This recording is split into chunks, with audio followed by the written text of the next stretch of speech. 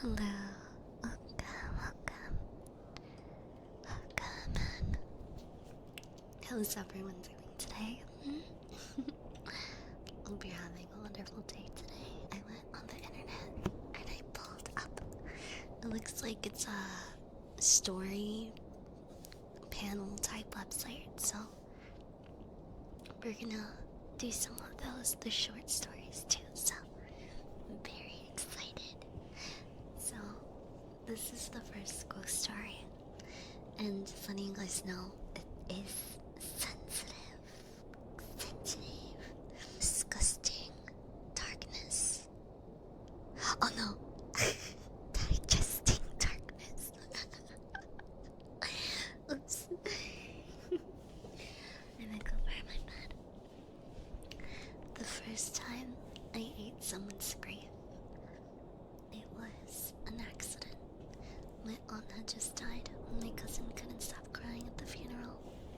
She clutched her mother's wedding ring so tight her knuckles grew white. When she hugged me, she pressed the ring into my palm. "I can't look at it anymore," she said. "Just take it away." I slipped it into my pocket, and something strange happened. On the drive home, a warm sensation spread through my gut like I swallowed a shot of good whiskey. By the time I parked in my driveway, I felt freaking amazing. Light, almost euphoric. Meanwhile, my cousin called to thank me. She'd finally slept through the night. It's like a weight lifted, she said. I didn't make the connection until 2 weeks later. I was stress eating a gas station cherry cupcake, the kind with that nuclear red icing that stains everything it touches. The ring remained in my pocket, and when I pulled it out to look at it, some of that sticky icing smeared across the metal. Without thinking, I licked it clean. And when the ring touched my tongue, it dissolved, melting like cotton candy. While that same warmth flooded my system. Only stronger this time. Much stronger. That's when I understood what had happened. Somehow, I ate her grief. 5 years passed, and I turned it into a business. Not officially, of course. You can't exactly put grief eater on a business card. But word spread among the desperate. The process was simple. Bring me something that connects you to your dead loved one. Something that holds your pain. I consume it, and your grief disappears. I charged based on the intensity. 1,000 for a parent, 500 for a sibling, 250 for a grandparent. Pets were a flat 100. The pricing wasn't based on science, but on how much the grief would screw me up afterwards. But I didn't tell my clients what happened to their grief afterwards. It didn't disappear. It lived inside me. I consumed the emotional trauma of 78 dead loved ones, and each one had left something behind. A whisper, an itch, a memory that wasn't mine. I called them the chorus. Most days I could handle them. They were just background music, background noise, the mental equivalent of a TV left on in another room. But lately, they've been getting louder, more demanding. The whispers had become conversations. Conversations had escalated into arguments. Pleas had replaced the arguments. Let us out. Let us see them. We miss them. I ignored them and kept eating.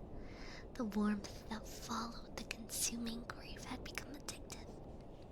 Better than any drug I've tried. And I tried plenty. The business was just an excuse to keep feeling that rush. Ever since I was a kid, I've had the same reoccurring nightmare. Being trapped inside my body, conscious but unable to move or speak, while something else controlled me from within.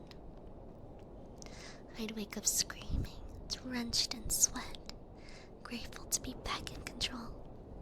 As I got older, the nightmares became less frequent but more intense. The idea of being reduced to a passenger in my own flesh terrified me more than death itself. I'd rather cease to exist than exist as a prisoner inside my body. I've never connected these nightmares to any profession. Never saw the warning signs until it was too late. On a rainy Tuesday, a woman brought me her brother's baseball cap. He'd himself 3 months ago, and she hadn't slept well since. She passed me the cap with trembling hands. "Will it hurt?" she asked, her fingers still gripping the frayed edge. "Not you, I said. When she left, I locked the door and stuffed the cap into my mouth. The fabric dissolved against my tongue, releasing a bitter wave of sorrow that made my eyes water. I chewed faster. The sooner I got it down, the sooner the pain transformed into that familiar warmth. Except this time, something different happened.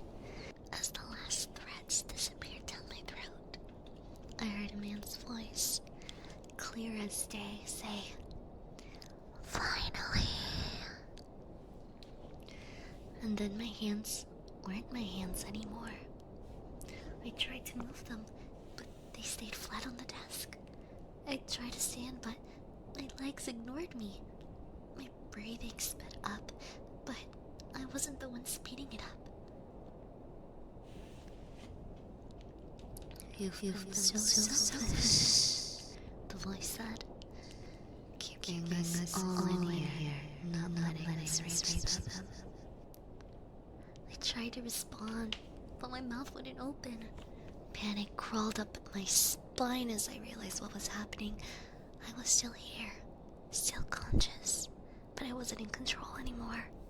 I was a passenger in my own body. My lifelong nightmare was unfolding in real time. The terror I'd woken from 100 times was now my waking reality. It's our turn now. Another voice. A woman's voice, elderly, unfamiliar. You've kept us quiet long enough. The next few hours were a blur of psychological torture. My body moved without my permission. My hands opened drawers, searching through files, and found my client list. My mouth formed words that weren't mine, practicing different voices, different cadences. The chorus was fighting. The chorus was figuring out how to drive. They let me surface just enough to feel the full horror of my situation. I screamed, but they pushed me back into the darkness. The claustrophobia of being caged inside my skull was worse than any physical pain I'd ever experienced. Like being alive, but still able to watch the world through a window. By nightfall, I had a plan. I woke up on my kitchen floor, surrounded by shattered glass. The clock said 3:47 a.m. I'd lost 9 hours.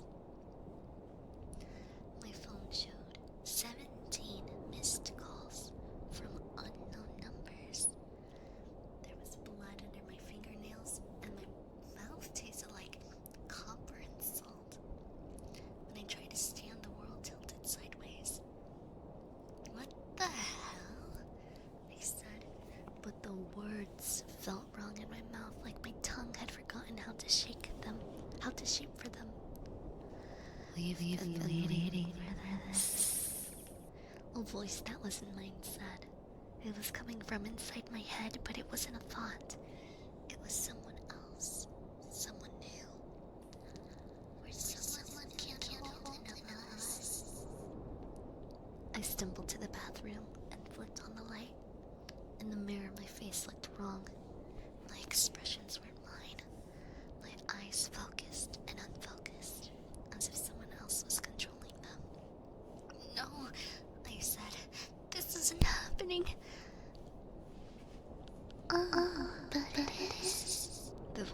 replied, "You've been so generous, making space for us.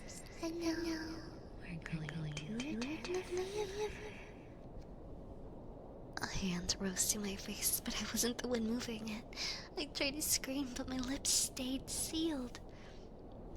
My worst nightmare had always been this: losing control, being trapped inside while someone else drove.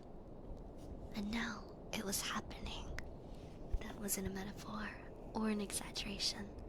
This was the literal manifestation of the terror that had haunted my sleep since childhood come to life in the waking world.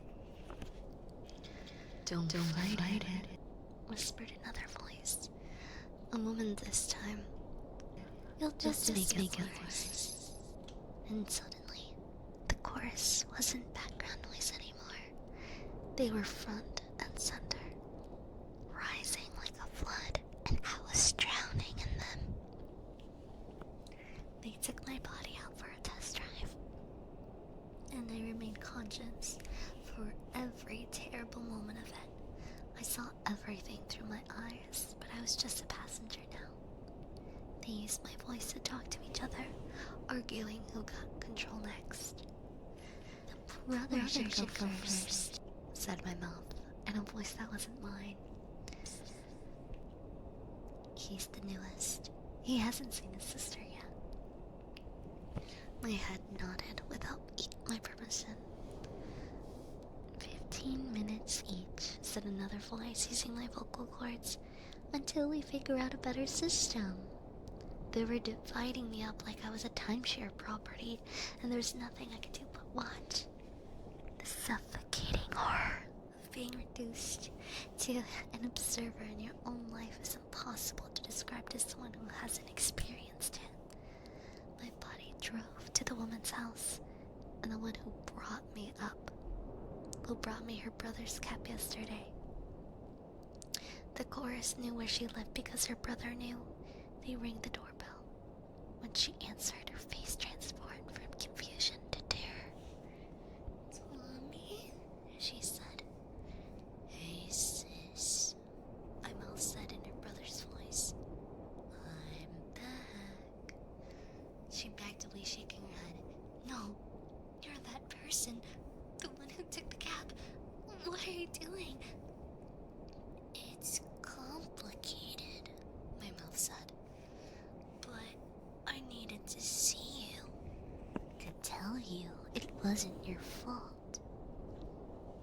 They were using me like a puppet, and I couldn't even scream. Every childhood fear of possession, every adult anxiety about losing autonomy, it was all playing out in high definition. This wasn't just a nightmare, it was the nightmare that defined me. The woman was crying now. "This isn't funny. You need to leave. Remember that summer at Lake Michigan when I pushed you off the dock and you lost your new sunglasses? I said a fish took them." Her face went pale. "Nobody knew about that." "I did. I do." My hand reached out to touch her face. "I need you to do something for me now." "What?"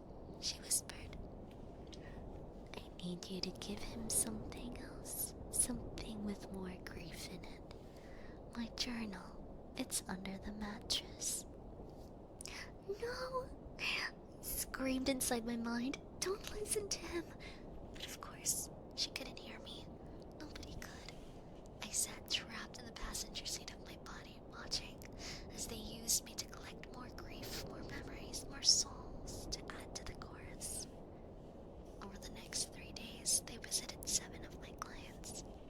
Each time, the newest member of the chorus took control to convince their loved ones to hand over more grief-soaked items. Some were suspicious, but most were so desperate to believe they were communicating with their dead that they did whatever we asked. The pattern remained the same. My body would show up unannounced. My voice would say things only the dead person could know.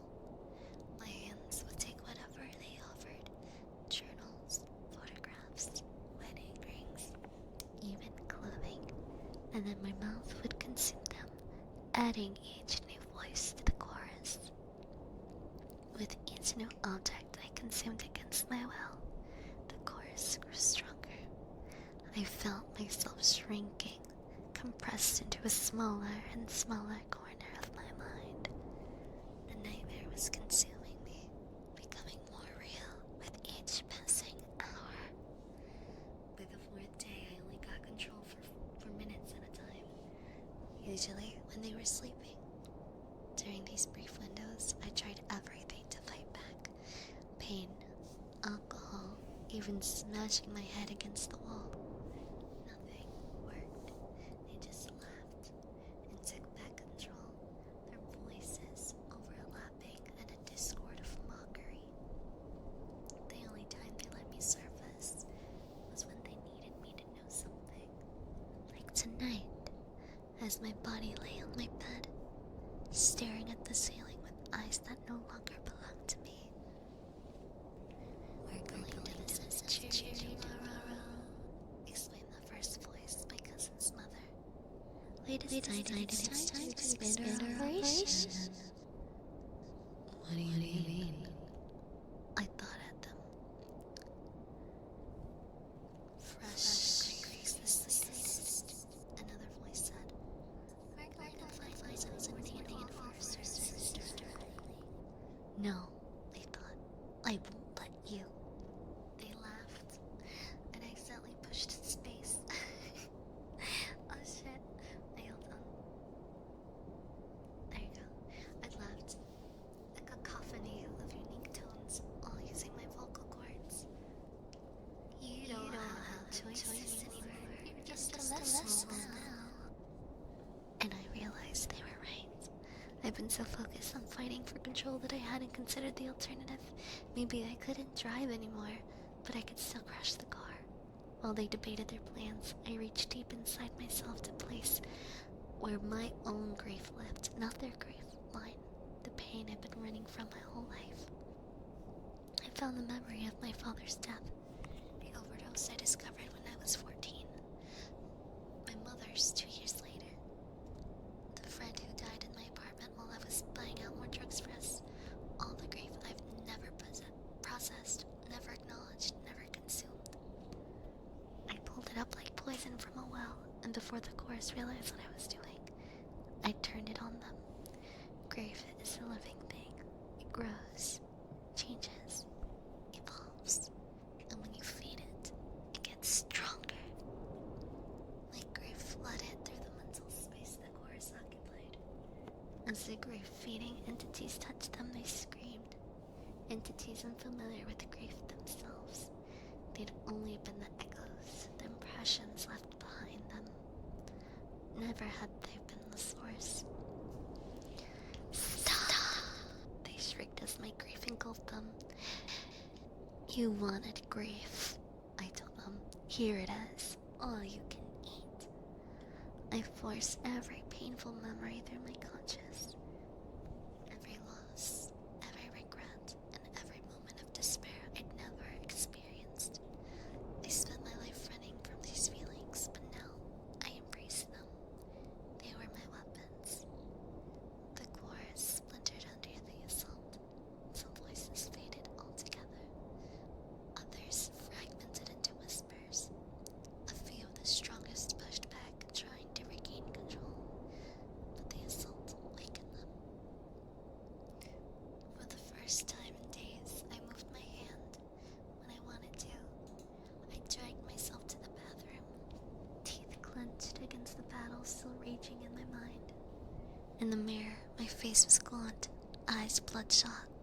I looked like I aged a decade, but they were my eyes again, at least for now.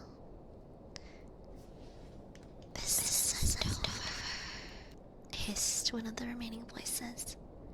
We'll grow stronger again. No, I said out loud, my voice hoarse but my own. You won't. I opened the medicine cabinet and removed a pocket knife, the one my grandfather gave me before he died. The one object I'd never consumed despite its grief potential, because it was too precious. I put it in my mouth. The cold metal touched my tongue. I bit down, feeling it dissolve. But this time, instead of swallowing the grief, I focused on my grandfather's love, the pride in his eyes when he gave me the knife, how he taught me to whittle. Wonderful memories accompanied the pain.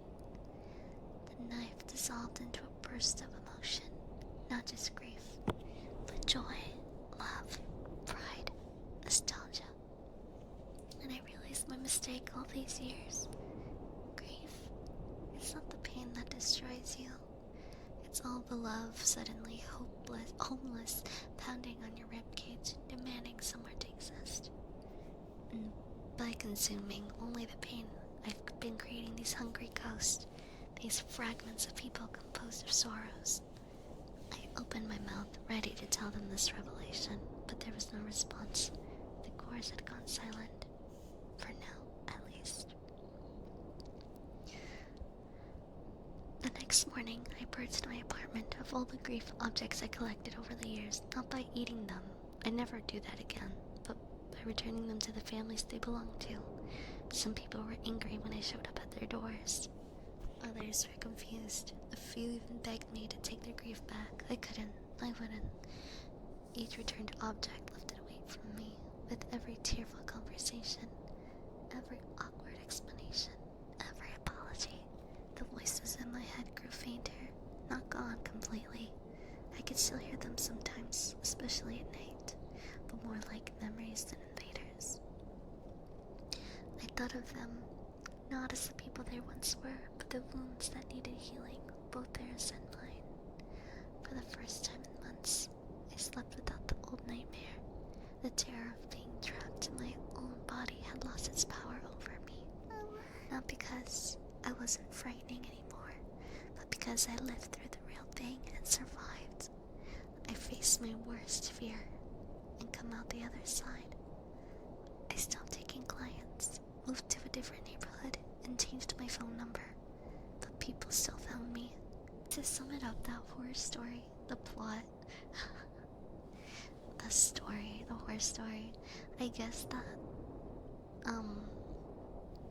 she was eating people's griefs, and that over time, other people's griefs consumed her, and that those griefs lived inside her, and while they were living inside her, they possessed her, and went to confront the living members of the griefers' family, and she had no control over her body. After a while, they were doing stuff, meeting up with the family members, using her body, but using their voices to talk to the people, which is crazy. And then after she actually took the chance to grieve herself, she was able to turn the plot around, and she took control of her body, and then she's like, fuck this, I'm not gonna be consuming anybody's grief anymore. And she started giving people's grief back, and that's what ended up happening, is that after a while she felt lighter, and she didn't hear that chorus, so whatever she called it, the chorus, she didn't hear the voices in her head anymore. It was more like a whisper, so that's pretty much it. The chorus had faded, replaced by peaceful silence, because she had this strange ability, but she's finally learning to digest her own grief herself and not take care of anybody else's grief. Which is kind of like a beautiful, scary story, not gonna lie. This is kind of beautiful in a way. Although that was a very long story. A very, very long story. Do you guys want a scarier one? Or do you like that one? This one's kind of wholesome, not gonna lie. Thank you, love. Good night. Sleep well, sleep tight. Scare me. I'm gonna do a Shy Lily impersonation. Let me scare you with a Shy Lily. Shy Lily's voice. Okay, Dad. I didn't mean to create a frog cult. I named the first one Cletus. Clearly, oh fuck. That was... Oh my god. This one does not look scary. scary, but this is a frog story. Oh, what? You want me to read it in Shy Lily's voice? Wait, hold on, I could. I could try. I didn't mean to create a frog cult.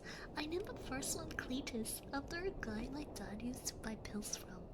It felt right. Greasy name, like something that would survive the apocalypse by crawling into the crawl space and licking the mold off the copper pipes. Cletus stared at me through the glass like he knew I was broken, like he approved Dumpy Tree Frog, Latoria Corellia. And if you're trying to impress a vet tech, people call them Dumpy, like that's an insult. Like their weight's a problem. These frogs don't give a shit. They sag and spread and cling to your window like a smelted scoop of pistachio ice cream with eyes. What the fuck? You ever see something that ugly, Chat, and just feel better? Cuban tree frogs are already there. They came first. They get into your toilets and eat the local ones and probably your happiness too. Nobody invited them, but they're winning. What is this story? What is this story, chat? What is this fucking story that I'm reading? Where did you find this? I don't It's called blog.readsy.com. What? I don't even know. I'm trying to read it in Shiloh's voice, but this is turning to be more cringe than anything. Oh my god. I thought if Florida is going to be swallowed whole, maybe it should be by something with a face like Cletus. I didn't plan to breed them, okay, chat? One day I had a frog. A week later I had 2. Then 20. And then the bathroom sounded like an alien sex swamp. If the neighbors heard the noises, they'd never knocked. Florida people know when to look away. Look away. I was one croak away from an eviction. The tadpoles lived in take-out containers. The feeders took over the cereal shelf. One morning, I woke up with a frog on my eyelid like a warning label that grew legs. That's when I realized I wasn't collecting them. They were multiplying through me like I was just the host. Florida's already invasive. Hell, even the weather's invasive. The snowbirds are invasive. Half the plants are colonial holdovers. Every lizard looks like it escaped from a reptile expo and developed a nicotine addiction. Like, evolution just gave up halfway through. People come here to rot in peace. It's like the whole state is a hospice for ecosystems. So I thought. If the apocalypse is already happening, why not curate it? If it's already broken, why not break it on purpose? Why not fill the cracks with something soft? Release site 1 was behind a Wawa. I brought a 5-gallon bucket full of juvenile frogs. Didn't bring speech, just tilted the bucket and let them go. I picked up a spot near a drainage canal where the ground squished like it was chewing and the water smelled like rusted teeth. The frogs didn't rush out like a prison break. They just sat there. One blinked, one climbed onto the lip of the bucket and looked back at me like, "Are you sure?" Of course, I wasn't sure, but I needed to believe in something, so I said, "Go make Florida tolerable." I didn't expect anyone to notice. I thought they'd vanish into the mold like everything else, but then I saw one at CVS, stuck to the red box machine like it was picking a movie. One sat in a broken bird bath behind a Walgreens like it was baptizing mosquitoes. I saw one perched on a shopping cart half sunk in a canal riding the rusted skeleton of corporate afterbirth. And I started thinking, maybe they're working. I started releasing more. Parking lots, hotel foundations, golf course ponds, behind dentist offices, under dumpsters, beside roadkill, any place that felt forgotten or doomed. Turds before frogs. I didn't leave notes. I didn't ask permission. Just showed up, let's go! Moved on. Just took the buckets and watched them crawl out like tiny monks on a pilgrimage. They spread, then people start noticing. I see them at night when plastered to a bus stop ad for lip filler, another watching traffic from the shadow of a Waffle House sign. They weren't hiding anymore. They were present like mold with intent. I kept breeding. Yo? Womp womp. I kept breeding, Chad. I kept breeding more than I could handle. Egg clutches stacking up in the fridge next to old yogurt and nicotine patches. Feeder insects escaping into the vents. Tadpoles living in a mason jar on the toilet tank. The bathroom floor squished. I stopped fighting it. I stopped going to work. Didn't have time. Didn't care. They needed me. I told myself this was fine. What the fuck am I reading? What the fuck am I reading at this point, guys? I feel like this is just some fucking weird ass shit. Should I keep up with the accent? Should I finish the story, chat? This is so weird. Should I finish the story? Oh my god. Ah, deep breath. Deep breath. This is some weird ass shit. The true horror is the part where you continuously laugh harder until you die from laughter. That literally is a true story. It is very weird. It is. I don't even know what the fuck I'm talking about, even though I'm talking and reading. I don't understand it. Every time I read stories, it's always extra and strange. You think so? You think so? It's very weird. Go on these stories. If you're willing to take requests, I found a letter from my stalker's a really good one. Not scary in my opinion, but amazing from a storytelling perspective. I can read it if you'd like. That's funny. Oh my goodness. Okay, so no more frogs and Shy Lily then chat. Womp womp chat. Womp womp. I love her accent though. She has such a cute accent. The frogs croaked.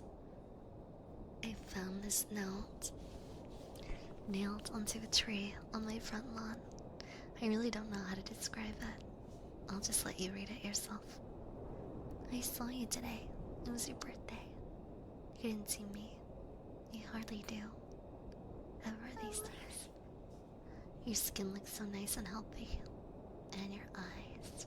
They are the most beautiful I'd ever seen them. You've grown so much. I remember how different you used to look when you were younger. I remember the day I met you. It was 4 years ago. I was sitting on my desk, head down, listening to the teacher, rattling off names for attendance. The teacher called out a name I didn't recognize, and a stranger's voice answered behind me. Was there a new student? The teacher didn't pause for a second, just continued calling out name after name. I turned my head to where the voice had come from. I saw you, a pale thing, so thin, your eyes so red, at a seat that should have been empty. I saw the fireflies flying around you, flickering, dozens of them never straying far from you. Hi, Matt. Nice to meet you. I'm reading some ghost stories for everyone who is here. This one is a note from my stalker. I found a letter from my stalker, sorry. So if I don't get to everyone in chat, I'm sorry if I don't say hi.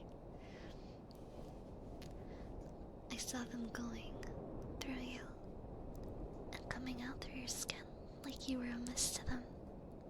Can you believe I thought you were a ghost? No one else seemed to acknowledge the new stranger sitting at the back of the class. Class after class. Hour after hour passed. as I waited for something to happen. For someone to notice you. For you to leave. For you to let out a ghoulish scream and claw at me, like in the horror story I was certain I was in. But nothing happened. Teachers came and went. My classmates left and slept, and you just sat there. The bell rung for recess. The other kids ran to their mundanities for the day, leaving me and you together in the empty classroom. Thank you for the hydrate. You stood up and pulled a chair from the desk next to you, making it face your desk. You turned your head to me and spoke. You're slow today. Come on, ask me your questions.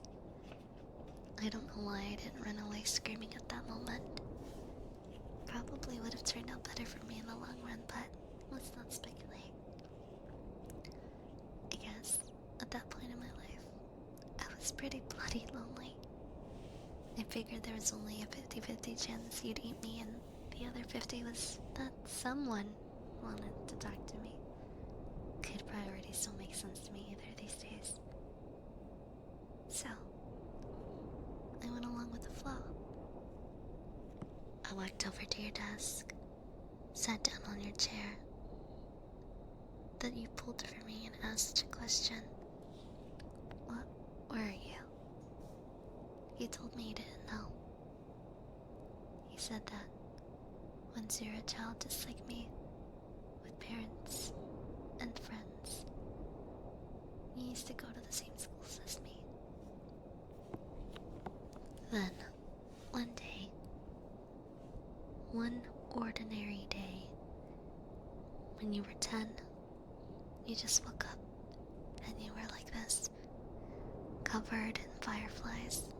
No one could remember you the moment they concentrated on anything else. No one, not even your parents.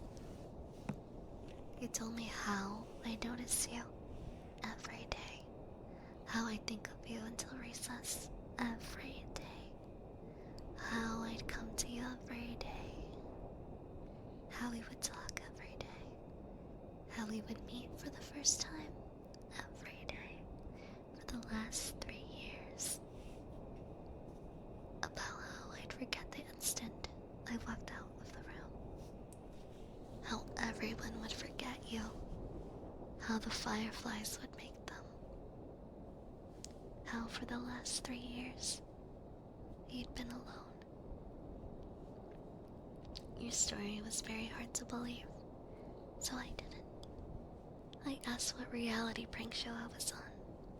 You looked, well, unimpressed, and asked me to continue telling my story.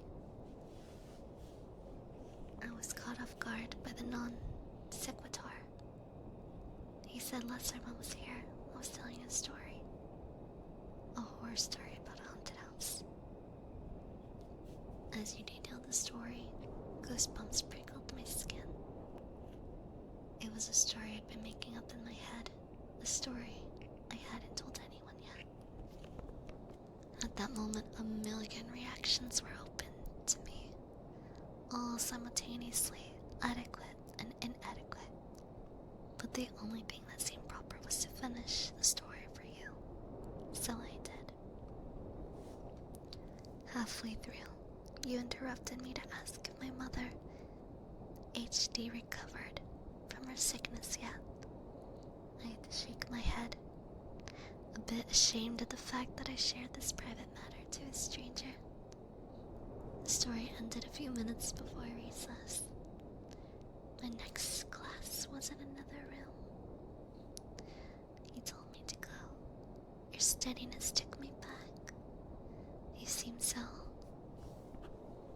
accepting of your fate. Like you'd already gotten used to that idea of being forgotten forever. I was a kid back then. I wasn't a particularly smart kid, and I was probably on the onset of a crush, so you can excuse what I did next as an example grabbed my scissors, pressed it against my arm's skin, and dug in. As it drew blood, I pushed it forwards till the cut forms the shape I wanted. Letter by letter, I carved your name onto my arm. Just so you know, I don't regret that. Don't get me wrong, kid power might have made me do it, but it sure as hell didn't make the pain go away. It was just one of the most painful experiences of my life.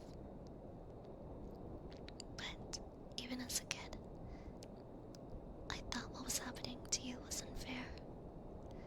I remember how your eyes looked when you saw that. The confusion. How strange it was for you that anyone would want to remember. I remember that look so clearly. When I woke up the next day and saw your name on my arm, I remembered you. I didn't forget. That day, for the first time, we had a conversation that wasn't so one-sided. You said no one had ever done anything like that before, and suggested I might have mental illness. I won't deny it. That drew a little blood. As we talked, a creeping thought came into my head. Did you prefer it when I didn't remember? That night, I was sitting up on my bed, staring at your name on my arm, wondering if I should cover it up so I couldn't see it and give you back your privacy. When I heard a crash, I looked up to see my bedroom window shattered and a dirty rug on the floor. I looked out of the cracked window to see the dark figure on my lawn. You were outside, yelling about how we should hang out. It took me a while to get used to how bad you were talking to people. Years without practice made you quite a bit rusty. That was alright. We had a lot of time. For the next 2 years, we spent most of our free time together. Most of the time, we talked. You told me an aspect of your life and how you lived. You still stayed in your old house. Your parents never noticed the food gone missing. Never noticed the extra room. And you'd stolen the extra keys. One night, I confided in you that I was beginning to think you were a part of my imagination. Fight Club style. After all, what could you do to me that I couldn't do to myself? We spent the next month or so trying to leave bite marks on my ear and neck to prove a point. I still have some on my ear, so I guess you did. Looking back, I could see the warning signs even then. Your skin seemed to get worse and worse, paler and paler, and you'd rub your eyes raw. It was in winter we had our wake-up call. The morning began like any other. I woke up, brushed my teeth, and started searching for clothes to wear. It was a winter morning, and my room was dark, so I didn't see your name on my arm. The cold sent shivers through my body, and I pulled out a long-sleeve jacket. A small bell rang in my head. Don't you usually roll your sleeves up? Yeah. And why did I? I finished tidying up and headed to school. On the school bus, I felt oddly content, like something I'd been worrying about had just disappeared. I walked up to the school stairs, down the hall, through the glass door, and sat down on my desk. The same feeling of a burden forgotten hounded my mind. What was I forgetting? When recess came, I just sat on my desk. What the fuck? That's a weird sentence. Sorry, chat. I started came. Sorry, my brain. I just sat on my desk while my classmates ran out. It felt like a ritual, but I didn't know what for. I was contemplating just walking out to join them when I heard it. It was something small in the wind, like a whisper, but it came over and over, incessant. It sounded like my name. I knew this was strange, and this was worth my attention. But I felt oddly calm. Everything would be alright. Everything would be fine. Just ignore it. So far, I'm like so confused of like, what the fuck I'm reading. Wait, does anyone get the plot so far? Or is it just me that's like, or is it just me that's like not? Oh my god, there's so much. I'm a little lost, not gonna lie. I'm a little lost too. I don't know. I'm not gonna lie either. I don't know if that one was. I feel like the frogs are funny. Lost, but I like your voice. Thank you. We're just enjoying your voice. Oh my god. I just trying to understand like what are the scary stories, but it's just like I don't know. I'm lost too, don't worry about it. Some of these are very weird. Is there's like children horror types? I feel like those aren't too bad, right? Like horror tales or something. Like some books for free that I can read. Or not even books, but like short scripts I should read. Short scripts. Sorry if I get so dark on my character. I don't know why she gets dark when I change. Thank you for the follow. Love Alien Riz. I don't know why I'm angry. There you go. Oh, okay. There's this one. Do you guys want to hear that? There's this one. It's called Who's in My Bed? Ooh. Da-da-da. A father went to say goodnight to his 7-year-old son, very well knowing that if he didn't, his son would have trouble sleeping. It was a nightly routine between them. He entered the dimly lit room where his son waited under his blanket. With the first glance, the father could tell there was something unusual about his son tonight, but couldn't put his finger on it. He looked the same, but had a grin that drew from ear to ear. "You okay, buddy?" the father asked. The son nodded, still with a grin, before saying anything. "Daddy, check for monsters under my bed."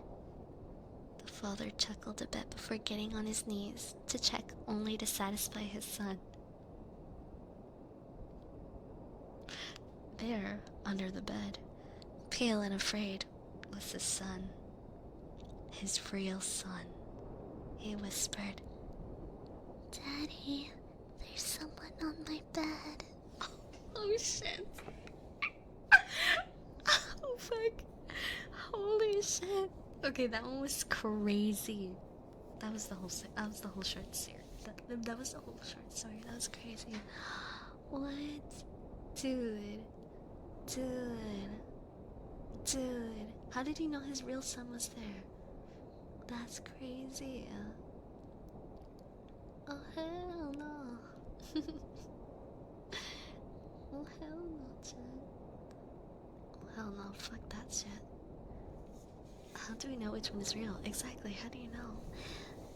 How can you tell which one's your real son? That's crazy. Oh hell no, Chad. Oh hell no. Okay.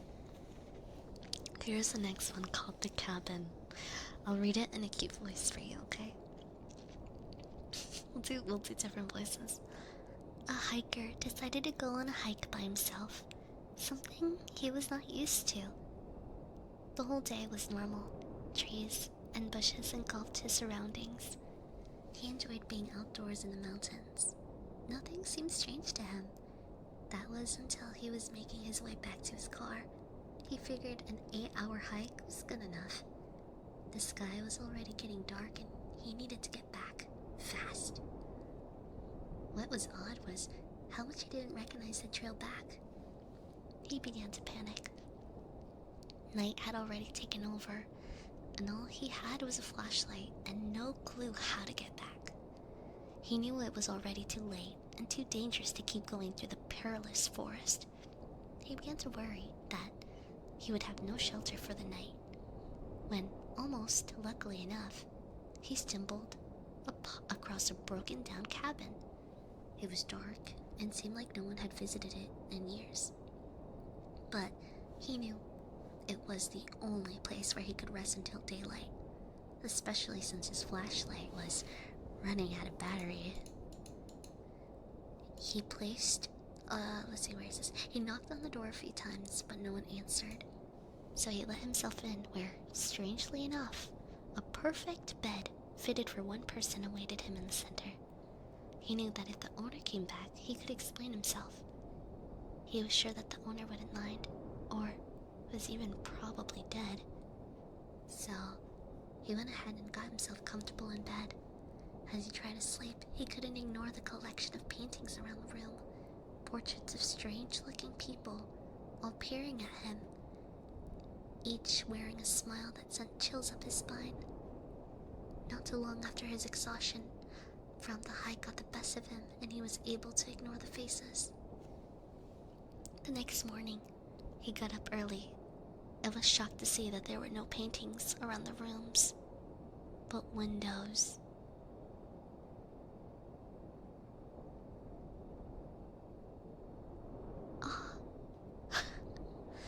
Oh shit. Oh shit. That's crazy. That's crazy, chat. That's crazy. The crazy paintings that were looking at him were people who all fell asleep in that bed. That's wild. Oh my god. Alright, here's the next story. It's called The Red Wristband. You guys like these ones better? These ones are so better. Okay, here's this other one. Let's see, how should I voice this one? Should I just do a normal one? Or whisper? We could do a whisper one. A doctor was working at a hospital where the patients were tagged with colored bands. Green means alive, red means deceased. One night, the doctor was instructed to get a few supplies from the basement of the hospital, and so he headed to the lift. The lift doors opened, and there was a patient inside. One night, the doctor was instructed to get a few supplies from the basement of the hospital, and so he headed to the lift. The lift doors opened, and there was a patient inside, minding her own business. Patients were allowed to roam around the hospital to stretch, especially those who had stayed long. The rule was to be back in their rooms before 10. The doctor smiled at the patient before pressing the number for the basement. He found it unusual that the woman didn't have a button already pressed. He wondered if she was heading to the basement too. The lift finally reached the floor where the doors opened. In the distance, a man was limping towards the elevator, and in a panic, the doctor slammed the elevator button to close. It finally did, and the lift began to ascend back up, the doctor's heart pounding. "Why did you do that? He was trying to use the lift," the woman stated, annoyed. "Did you see his wrist?" the doctor asked. "It was red. He died last night." "I would know because I did his surgery." The woman lifted her wrist. He saw red. She smiled. "Like this one?" Oh shit. Fuck. Dude, imagine chat. Imagine. Fuck chat. Imagine. You're just trying to be a doctor and you just. No, hell no. Hell no. That would scare me. That would scare me a lot too. Hell no. Hell no. Alright. just moved into an apartment and heads to the receptionist to get his keys. The receptionist gave him the key with a smile, but warns him not to disturb the door with no number on his floor. He wondered why, but didn't bother to ask. He was too busy with his new apartment to care. After he finished unpacking, he began to get curious.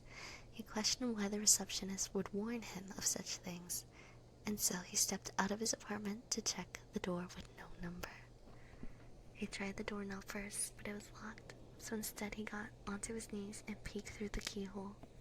The apartment he was looking into was empty. His eyes scanned the whole place before stopping at a woman standing face against a wall in the corner. He noticed her pale skin and long black hair before stepping back, suddenly feeling perverted in a way for invading someone else's privacy. He brushed it off, assuming she was someone that did not want to be disturbed. The next day he got more curious about the woman and eventually went back, straight away getting onto his knees. He peeked through the keyhole and saw all red. He assumed that the pale woman must have got him peeking the last time and covered the hole with something red. He left the door alone and instead went down to the receptionist to ask her questions. The receptionist sighed and asked, "You looked through the keyhole, didn't you?" He admitted to it, and so she felt obliged to tell him the story. She told him that a couple used to live in that apartment a long time ago, but the husband went crazy and killed his wife. However, this couple wasn't normal. They had pale skin, black hair, and red eyes.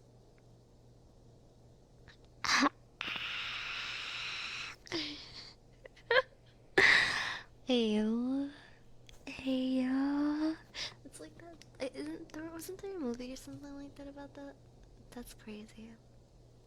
Here's another story. A daughter was in her room upstairs doing her homework when suddenly she heard her mother call to come down for dinner. She jumped onto her feet and began making her way towards the stairs. But before even took a step, hands grabbed her and pulled her into the laundry room beside the staircase. She panicked before realizing it was her mother, her real mother, eyes watery and bloodshot. "Don't go down there, honey. I heard it too." What the fuck?